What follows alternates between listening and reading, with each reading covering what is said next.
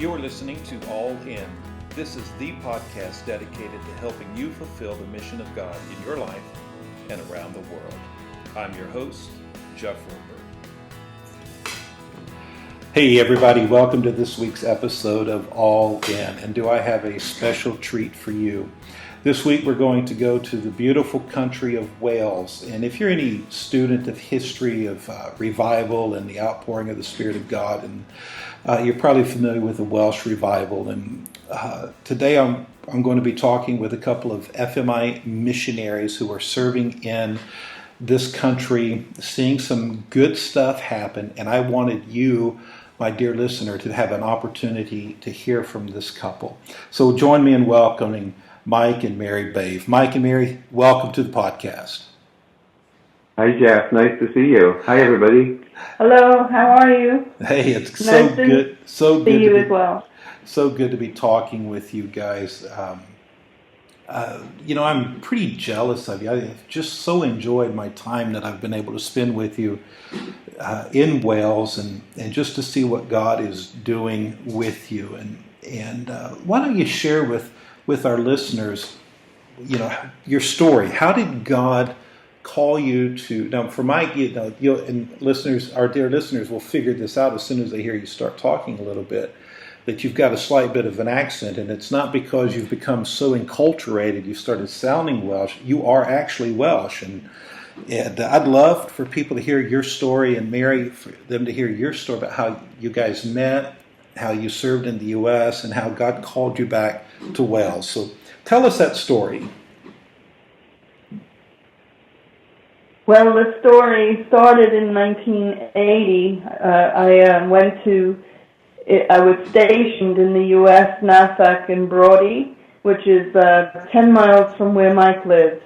And I was a Christian, barely a Christian, just new. And we met and became friends, and then we got engaged, and then we got married in 1982. So that's where the story starts, and it was in Haverfordwest, where Mike is from. So we started there, and we went along the path of life, and now we've come full circle, and we've come back to where we started. And that's a story that Mike will tell you how we got back here. I was from Haverfordwest, and we obviously met. We fell in love, and we got married. Went to Bible college, went into the Elim ministry, Elim Pentecostal Church in the UK, and we went to Bible college there for 3 years, and then went into our first church in Aldershot for 4 years, and had a great time there. But I've sort of got a little bit of a music ministry, so we ended up being invited to various places, and ended up traveling then for 3 years full-time in music and preaching ministry. And so we traveled together that whole time, just by faith, really, just trusting God. And that brought us all over the UK, parts of Europe, and then to the US. And in the US, when we were traveling, one of our connections was with Mike O'Brien, who was then the Foursquare pastor of Uxbridge in Massachusetts. And Mike invited us, after a period of time, to if ever we felt like settling into pastoral ministry again, that they would like to have us in Massachusetts. And we were not particularly interested at that time at all. We were having too much fun traveling and ministering in evangelism and music. But about a year after the invitation, when we were back in the UK, Mike was on the phone with us, and he invited us to come to Foxborough in Massachusetts. And after a lot of prayer, we really felt that this was God. And so we accepted the call, and we left everything then in the UK and went to Massachusetts, to Foxborough. But what's interesting is that on the day, it was back in 1993, and as we were going through Heathrow Airport, I sort of looked back to, from no man's land in the airport back to UK land, and I felt the Holy Spirit say, and this, I understand it now, but at the time I felt the Holy Spirit say that we would return with the blessing of the American church. That made no sense to me whatsoever, so I just forgot about that, and we settled into Foxborough, And God really, really blessed us. And we were there for 20 years in the one church in Foursquare, Massachusetts, and God truly blessed us. But I think it was probably around about 2011 when I was preaching in 3 different places in just a couple of days in Massachusetts. One of them was at the not the Salvation Army, the Teen Challenge Center in Brockton, Massachusetts. And the message was on Genesis 31, where God was speaking to Jacob, and it was quite simply, return to the land of your fathers and to your family, and I will be with you. And I had an awful lot going on that week, so that was the message on my heart. So I spoke it somewhere else, and then I spoke it in church. And the third time I spoke it, the Spirit of God was just going right into my heart, just saying, return to the land of your fathers and to your family, and I will be with you. So it began to get a little bit uncomfortable because we were very happy. We loved everything about where we were, and we were set there for life, so we thought. But then there was this little sense of what God had originally said about returning back to Wales. So the ball started rolling. We were praying. We talked to our supervisor. We'd spoken with Jim Scott, about the whole thing. And eventually the idea was that perhaps we could apply to FMI to become missionaries. And I'm thinking, so I'm going to be applying to become a missionary to my own country. But it all sort of went through, and it just seemed right in every way. So we went to California and did the missions training, which then, set us on the track of raising funds to go to Wales. And, that's when it all began here. And we returned here in 2013. Interestingly enough, when we returned to America from here, I had the privilege of being with my father for his last year of his life, and that was a real blessing to me that I did return and was able to see him more often. And the same exact thing happened to us when we came back here. Mike was able to spend almost a whole year with his father before he passed away. So God was very gracious to both of us, to both countries. That's great. That's beautiful. Now, Mary, what was going through your mind when, I'm supposing Mike came back and told you, "Hey, honey, I've got great news. We're going to go back to Wales." What was that? Well, the first thing I said, I don't know if there are any dog lovers out there, was, "I'm not going without my dog." And we had a beautiful pet named Bella, and we knew that there was a quarantine here in Britain. And so we prayed about it, and I said, "I would love to go, Lord, and I'm really happy to go, but I can't leave her." And turned out that they canceled the quarantine just about 6 months before we started the ball rolling to come back. And that's when I thought, yes, I know, I'm right to go. It's the right thing. And God confirmed that doesn't sound very spiritual, but it meant a lot to me that God did that for us. Well, he does care about those things. I was very happy. And God does care about those things, doesn't he? Yes. He sure does, yeah, the details. The interesting thing is, that scripture, return to the land of your fathers and to your family, and I will be with you. Well, the Welsh national anthem in English is actually called The Land of My Fathers. So, it was kind of like a little double confirmation there. But more than that, I remember after we had sort of come back to Wales, I remember driving in the town of Pembroke one day, and my dad was still with us then. And I remember thinking, we could lose my father, although he wasn't terribly ill then, but I just had the thought that he could pass away. And what if we only came back for my dad? And I remember that feeling, checking it with God. God, did we just come back for family? Because I've been away from my family for 20-something years. But I really sensed in my heart, no, because we really did pray about it, and we've really come back to Wales also, and being with a family is a bonus. However, it is a part of why we're back. None of my family are believers, and we've been able to spend a lot more time with them, in the last 3 years that we've been back. So, there's a lot of different things going on. And we have seen answers to prayer in that respect because they've been more open to receiving prayer and even asking for prayer at certain times. So it is pretty amazing, that God is moving in the family. And not only that, of course, there's the church, which we're involved in, and we have a whole new family here of churchgoers. It's really amazing. Bethel has been a real blessing to us. Tell us that story, because I think our listeners would love to hear about not only how God has brought you back to Wales, but what happened once you got on the ground. Well, it's so different now traveling to other countries since 9/11. Everything is much more difficult. And when we were in Foxborough, we knew that we were going to have to announce to our church that we were going back to Wales.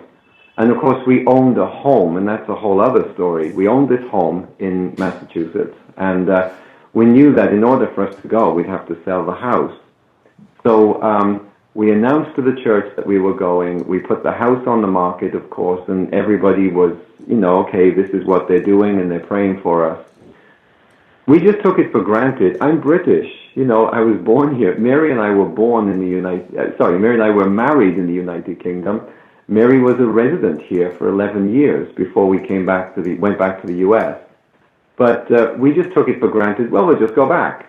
But after doing all of these things, like telling the church and putting the house on the market, immigration said to us, "Oh, no, you're not coming back. You can't do it just like that. There's a whole procedure, and it's very expensive." So it was a bit of a shock to us. But it turns out that what we had to do was go back to the United Kingdom first for 6 months. And Mary would accompany me as a visitor. And during that 6 months, I, as a British citizen, would have to prove to the UK government that I was receiving enough money to support her so that she wouldn't go on, government benefits. Mm-hmm. So that's where our fundraising came in. And thank God, enough came in to be able to support that. Plus, we also sold our house, so we had that put aside as a backup. And so because of that, after the 6 months, we were not able to settle anywhere because we didn't know if this was going to be okayed or not. So we stayed with a friend in England for the first 6 months, and just on the border of Wales, and we just went in and out of Wales all the time, just trying to find out, God, where do you want us? Because we were not thinking at the time that it's to Pembrokeshire, which is my particular home area, because quite honestly, I was resisting that because that's where I'm from. A prophet's not without honor, unless he's amongst his own people. So we traveled everywhere, and everywhere we went, people that we respected spiritually would say to us, there's nothing in Pembrokeshire, there's such a need there. And of course, my father is there, my sister is here, and so everywhere we went, we were gauging how far is it from where my dad is, and we realized that God was saying it's Pembrokeshire. So we finally realized that at the end of the 6 months, we had to go back to New York and then make the application for Mary to come as the spouse of a British citizen. And all of that was, it's 72 pages long. It's a lot of money, and eventually all of that got sorted out. And then we were able to come over. And then once we landed here, by then we knew it was Pembrokeshire. And a couple of interesting things had happened. We'd met some people just before we left, which led us then to Bethel. Mike had contacted the pastor that he got saved under, Adrian Vaughan, who was still actually in the same church where Mike got saved in Hampshire West. And he thought that he'll go through the gatekeeper of the area, the spiritual, basically the spiritual gatekeeper of the area, because he had been here 40 years ministering. So Mike asked him, where do you think we should be? I'd like to, put it out to you that way. And when he did, it was a real peace about it. we had been looking around ourselves, and we came to Pembroke Dock, which is basically away from Haverfordwest, where Mike is from, and we kind of had a feeling that this was a good place to go. And then Adrian confirmed that and said, I think Pembroke Dock is a great place, and it's a real need there. And he actually put us in contact with the man that introduced us to the ladies of Bethel, Sandra and Maggie. We were sitting in McDonald's, as you do when you're in Wales, and there was a phone call, and it was from this gentleman called Hugh Michael, very quiet-spoken Welsh gentleman. And he said, Michael, I hear that you're looking to plant a church in Wales. I'd like to meet you. So we were okay. So we went over to meet him in Pembroke Dock, and he showed us around his church, which holds 1,200 people, but there are 60 people in attendance. But he had fully restored this church over quite a long period of time. But he was showing us around the church, and Mary and I are both wondering, why is this man showing us his church? And then these two little ladies were with him, and they were following us around, and we thought, well, this is very nice. And then when it was all over, they said to us, well, would you like to come and see our church now? And we were looking at each other like, well, okay. We really didn't know what was happening. So we followed them up the road, and they showed us around their church, which holds 700 people. And there were about 10 people in attendance at the most.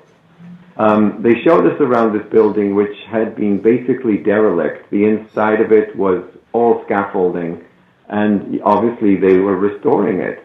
And they started telling us this story about how over almost 10 years, they had simply been praying that God would send them a pastor. And so we're looking at the building, and then they invited us back the next day, which is a Wednesday, to the restaurant that they had been running, even though there was hardly anybody in the church. But a core group of people were running an outreach restaurant and had been doing so for about the 10 years. 21 years. Oh, 21 years, yeah, I'm sorry. And so we went to the restaurant, and we just saw things that really just warmed our hearts. I mean, there was a 79-year-old woman called Eve, who was a waitress. Yes. And were people who were much, much, much younger, and there were elderly people also. Altogether, there were probably about 45 to 50 people who were coming in, some of them having a meal for free, and some who were paying a very, very small price for a full roast dinner.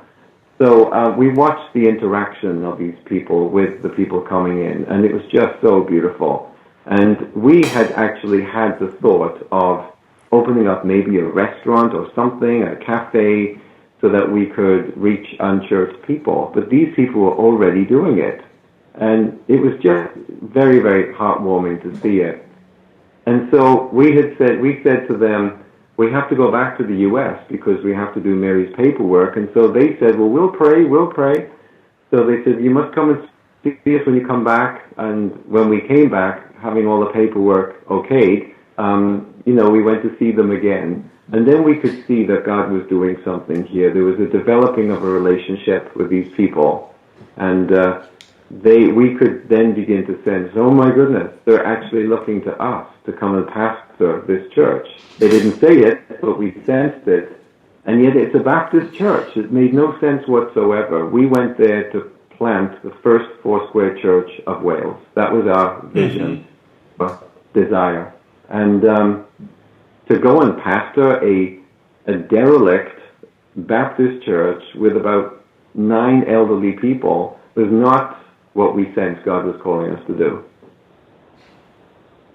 And so we really prayed about it, and the more we prayed about it, the more we sensed this is definitely what God wants us to do. So Mary and I, we spoke with you, Jeff, about are we going to be excommunicated if we actually consider this? Or what will the Baptists think? We're raving Pentecostals. I mean, how could this possibly work? So I spoke in detail to the Baptist Association leaders, and I spoke in detail with you, Jeff, and with Jim Scott, and of course with Sareka, who is the national leader in the UK, who's been an incredible support. Mm-hmm. And There were green lights everywhere, which made no sense to me whatsoever. And I kept saying to everybody, "Are you really sure?"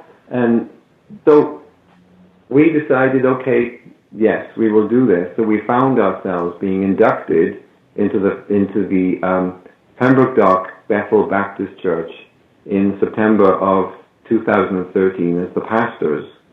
And it was a very interesting time.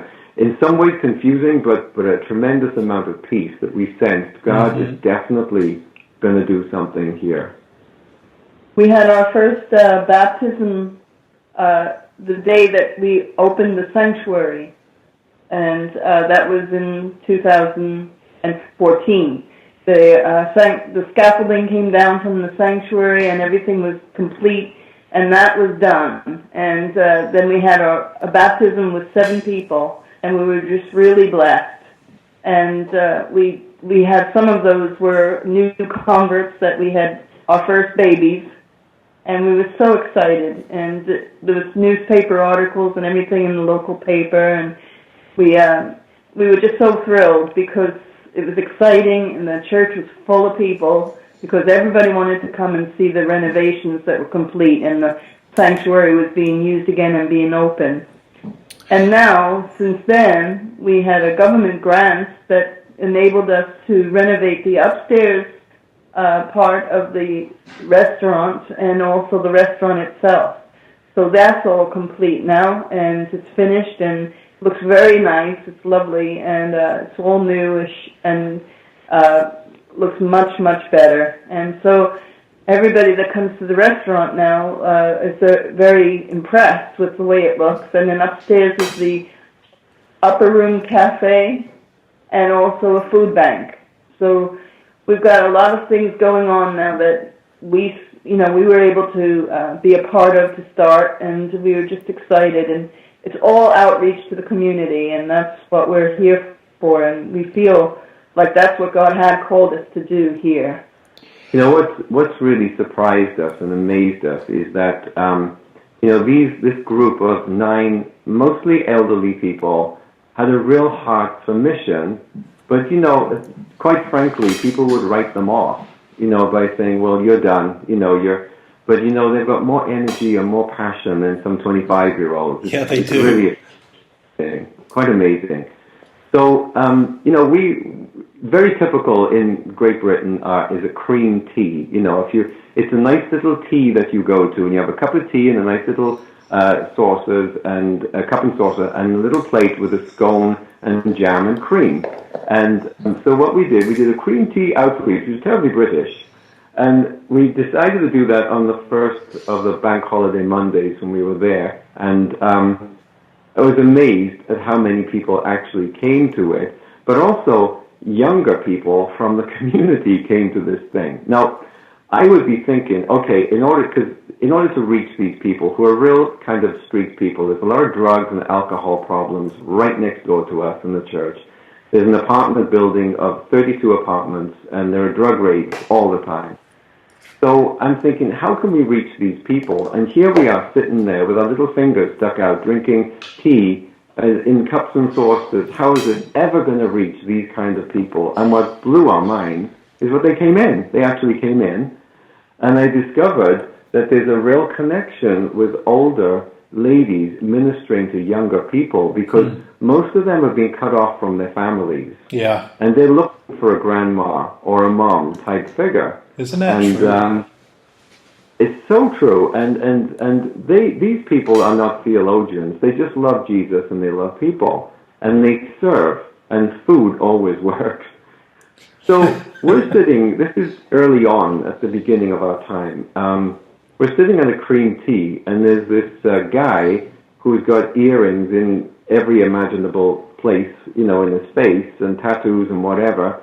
And he's probably like in his 40s, and then there's a guy who's much younger, probably in his 20s, and his name was Dylan. The other guy's name was Al. And Dylan was, kind of, as we say over here, chopsy. If you're chopsy, it means that you're mouthy, you say all kinds of stuff. Mm-hmm. So he was quite chopsy. And then after a while, he calmed down. It's his insecurity, whatever. And we got talking. And I asked him a little bit about his life, and then he said, well, to be honest with you, I'm really scared. And I said, so what are you scared about? He's 19 years old. He said, well, I'm doing drugs, I'm doing everything you can imagine. My family have cut me off because of everything I've been doing. He said, I've just been to see the doctor, and the doctor told me that I'm going to be dead if I continue like this by the age I'm 25. I'm not going to make it to 25. And it's really freaked me out. And so I said to him, well, Dylan, we have a service right next door, like through the doors into the main sanctuary. We're having a service tomorrow, and in the evening, we're going to pray for people. And I explained that we just put our hands on their shoulders and we just pray for them in the name of Jesus. And we believe that God can heal them and God can deliver you from this. So he basically said, okay, yeah, I'll come. And I'm thinking, yeah, sure you will. Honestly, that's how I felt. I'm thinking there's no way that you're going to come to this. And the next day happened. We did the morning service. The evening service came. In walked Dylan and the other guy, Al. And when it came to the time to pray with people, this young man, Dylan, he stood right up. He came right up to the front. And he stood right in front of Mary and I. And we prayed for him. Mary had a word of knowledge for him. This isn't a Baptist context, of course, so we're trying to be very careful in the middle of it all, trying to be very sensitive and just be sort of low-key. And Mary had a very gentle word of knowledge for Dylan, and he was just shaking, standing there in the front. And whole body was shaking. So when that was over, he went back to his seat along with the guy Al. And that was the end of that. We didn't know what God had done there. Next morning, I was down in the town, and I met the guy, Al, the older guy, and he said to me, I don't know what happened, but something happened to Dylan last night. And then, right after that, he checked himself into a rehab program, which is sort of up the line from here, about 50 miles away. And apparently he's off all the drugs. He's doing really, really well, but he's still in the program. So we haven't seen him since because he's gone away. But the guy, Al, who was with him about 2 months ago, came to Christ. And he completely gave his heart to God and just exploded with joy in front of everybody. And his baptism is going to be the 20th of November in a couple of weeks. Oh, and wonderful. All this because of a little cream tea, that I never thought would have reached those types of people. You guys are telling stories about how God has chosen the foolish things of the world to confound the wise. All the stuff that, we sit around with our strategy meetings and our planning, trying to think of how God's going to do something. And then God just finds a handful of old ladies and says, hey, why don't you pray for a while and then have some tea and let me show you what I can do.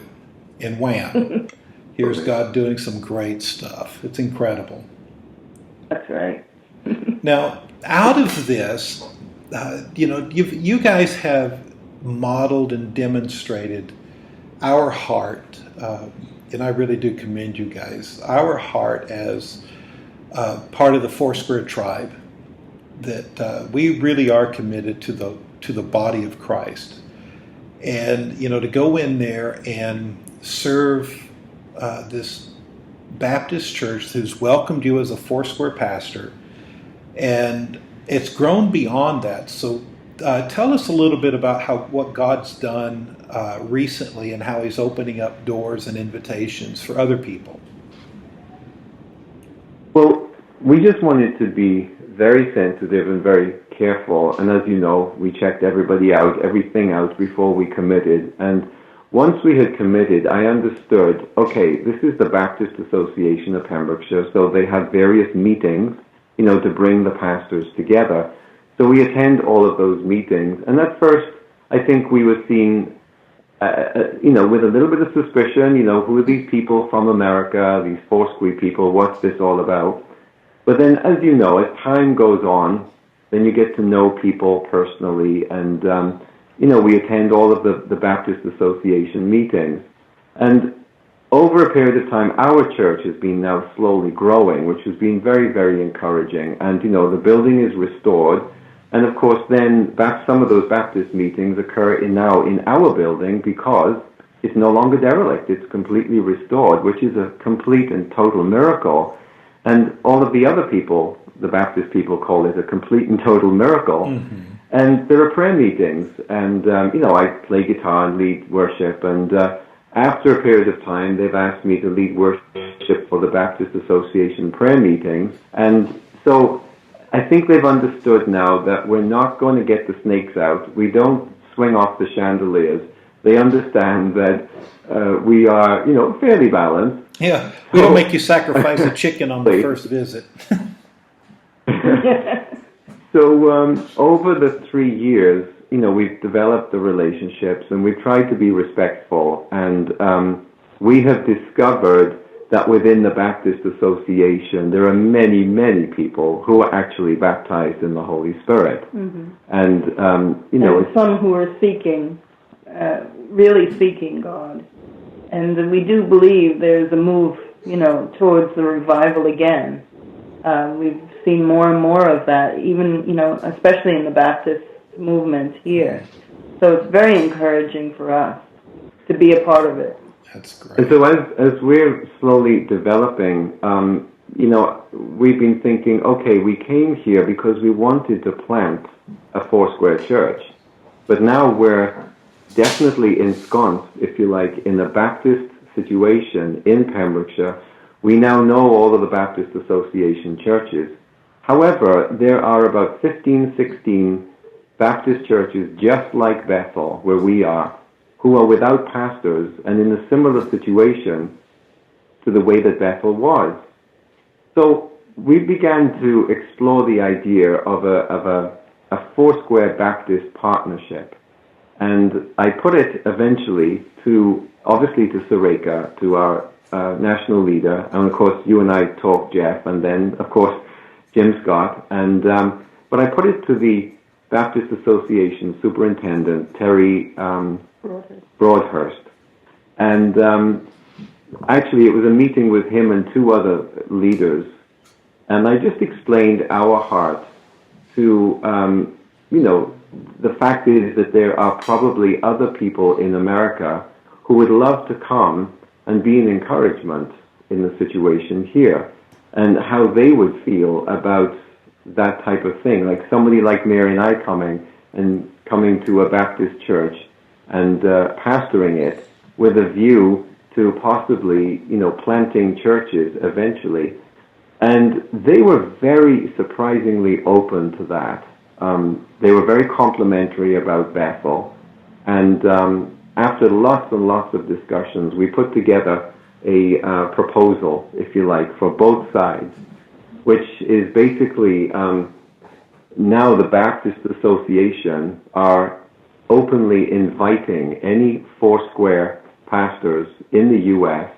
who feel a calling to come to Wales and to, first of all, primarily pastor a Baptist church, primarily to build up that body, to bring life, to encourage, to lead, and to, minister to the community, that once they're established in that church, that the Baptist Association would have absolutely no objection to that pastor planting from that church a completely pure Foursquare, completely Foursquare church, or a Baptist Foursquare church, whichever way it works. But there are really no restrictions.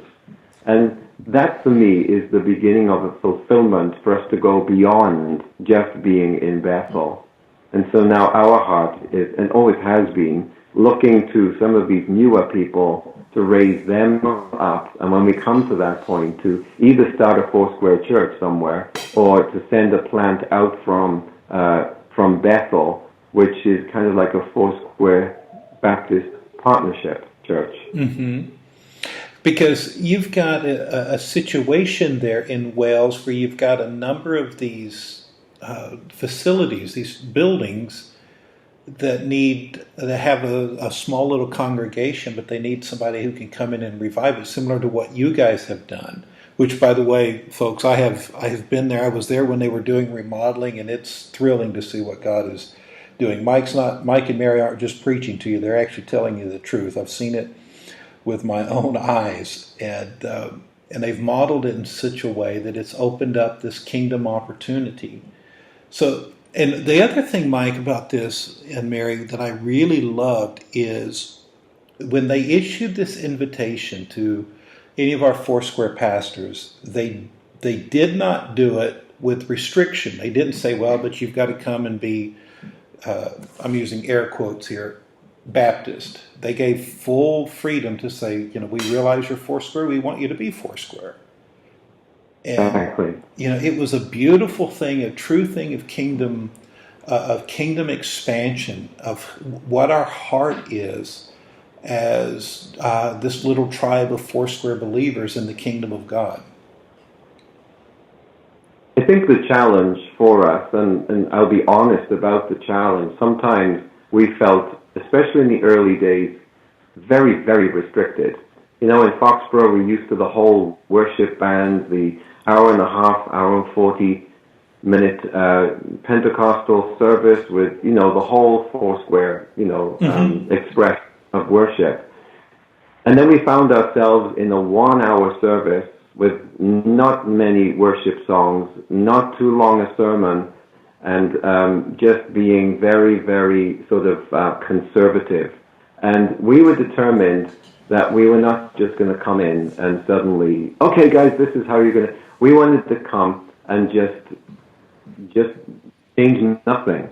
So for the longest time, we just came into a Baptist situation and introduced some new songs gently, and also, we sang hymns, good rousing hymns, and introduced various, new, more modern songs.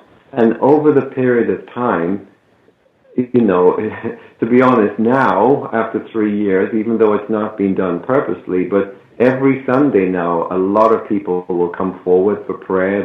They'll sit down on the front pew, and Mary and I, or one of the elders with Mary, if I'm leading, will just lay hands on them and pray for them.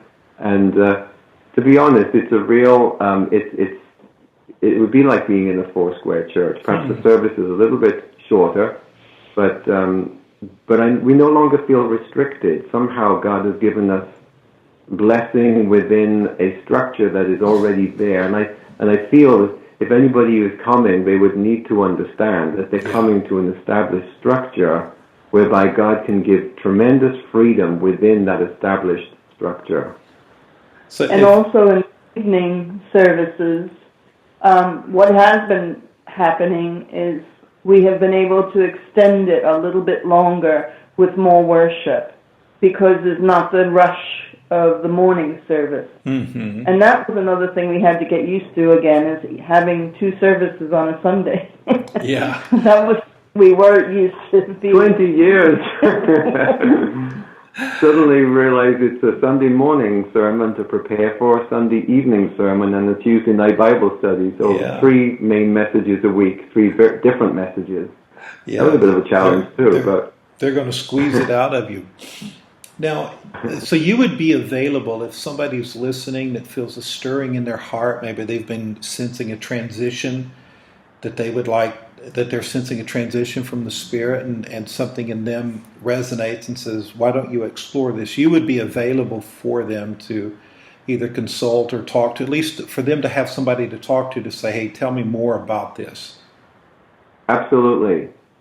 We would be thrilled to. Because I think it would be critical in a situation like this that you help lead that and steward that, because you guys have really done well. To the point, I was in a meeting in Los Angeles a few weeks ago, and this very subject came up. You guys came up in this meeting with the general supervisor and I think the missions committee or somebody. And it came up about what an exemplary job the 2 of you are doing in serving the purposes of God in Wales, and what this invitation means, that when this evangelical group, the Baptist Association, has given carte blanche to say, come and help us reap this harvest. I think it just speaks volumes about the character that you and Mary have and the way that you have served. And so, way to go with that. Wow. Thank you. Thank you. We're honored. if somebody wants to get in touch with you, how would they do that? Honestly, I'm just thinking, because of sometimes we live at the end of the world. I tell everybody, when you come to the UK, you turn left and you just keep on going to the water, and then there's Ireland. And sometimes our Wi-Fi is up and down. So I think the best way really would be just simply by email. Okay. That's probably the strongest way. Your email address they should reach you at? Yeah, I think so. mbave@btinternet.com. And that'll get to us. Okay, say it again. mbave.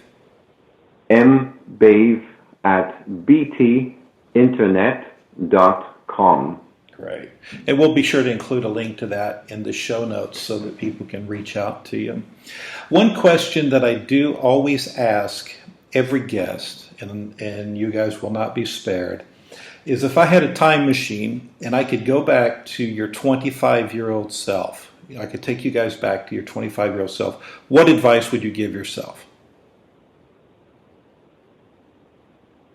Wow. I think to recognize that God is way bigger than programs. We've all heard that, of course, many times. But I think it's a case of recognizing that he uses the weak, as we had said. And, when we're younger, we're full of energy, and that's okay. And we're made that way. But as we're slowly getting older, we realize that, oh my goodness, it's not by might or by power, but it's really, really by his Spirit. And having gone to the various sites here in Wales recently, and we always bring our friends there, one of the sites is to Blaen Anach, where the Welsh revival basically began in 1904. And Evan Roberts simply prayed a prayer there. And the prayer was, bend us, bend me. And from that, the revival really broke out. In the power of the Spirit, 100,000 people came to Christ in 1 year in the Welsh revival. 100,000. Wow. My point is, to do with your question, he was only 26 years old, but somehow he had grasped that we really have to lean on God. And it's because of his deep leaning on God, I believe, that this happened. But it happened from a nothing person in a nothing place. Blaen Anach is a nothing place in the middle of nowhere, literally. And yet from that deep sense of passion and calling out to God, the revival happened. So I'm sure there's much more to it than that, of course. But going back to my 25-year-old self, really, really lean on God heavily. Do all the programs, yes, and listen to your leaders. But make sure that you have a passionate time with God, because it's only the Holy Spirit that will achieve these things. That's great. How about you, Mary? What would you tell yourself? I think that mainly what I feel is don't sweat the small stuff.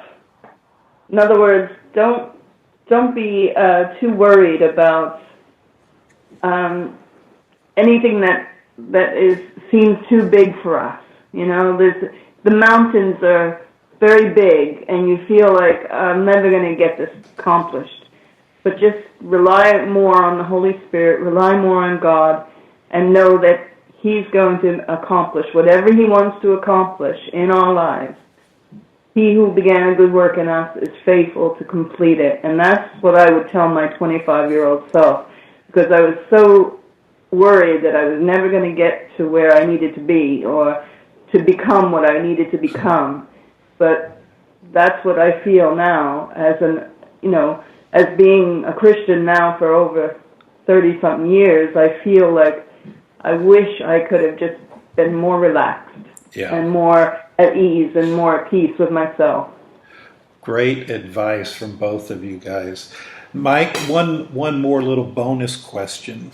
I just have to know, has your vocabulary been restored or begun to increase now that you've returned back to Wales? Well, I was wondering, what about my accent? Do you think I got a Welsh accent anymore then, dear?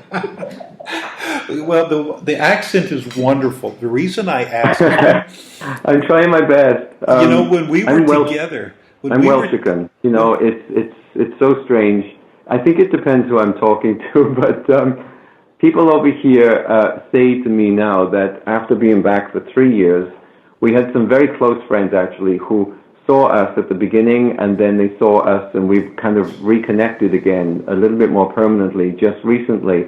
And Dave said to me, "Mike, you have really lost a lot of your American accent," which, so there it is. I don't know if that answers your question, but basically, the thing that I noticed when I was with you guys, and we went to that prayer meeting, the pastor's prayer gathering at the pastor's house, and he two things I loved about that was, one is he cooked us some toast on his fireplace, and I thought that was awesome. It was like camping. And then the second thing was, when these guys would pray, it reminded me of when I would be reading the Puritan writers and the incredible language. We call it now flowery, but that's not a derogatory thing. It was just this beautiful, heartfelt, artistic expression that, they were just using English in ways that we just don't use anymore. It was just beautiful, and I just loved it. And it was, I'm just going, okay, God, I love you, and you're like, cool, God, and they're praying this incredible depth of. It was just beautiful. So I was wondering if having to decompress your 20 years in the U.S., re-engaging in that love of the language. If that was something that you've kind of gone through. Yeah, I think definitely Welsh people are very expressive, and there's a sort of a history of poetry and music in Wales, and I think that sort of carries over into certainly into ministry, into speaking, Yeah, they call it the hoyle, which means like the passion, or that Welsh sort of Celtic fervor. And that comes out in various, different ways of expression using different words. It's very interesting. It is. I'm probably not. And it's a beautiful thing to listen to because it's artistic and poetic without being presumptuous or religious. They're not. You can tell it's flowing from the heart, and I just really love that. Well, guys, thank you so much for taking time to be with us on the podcast and just sharing about this. And folks listening to this, be sure to reach out to Mike and Mary. Pray for them. God brings them to your heart. Pray for them. Connect with them. They're always needing partners, always needing the people to come alongside and partner with them. Pray for them. Help them out in what God's doing in reaching Wales. Mike and Mary, thank you guys so much for being with us. Thank you, Jeff. And thanks to everybody for praying for us. We really appreciate the support back in the U.S. We do appreciate that very much. Thank you. God bless you. Paul Bendit in Welsh. Well, we're done now. Thanks for listening. This is Jeff Roper reminding you that the mission of God is too grand for mediocrity or average living. You were created for a purpose, and that purpose is found in the mission of God. It's your life. Now go live it.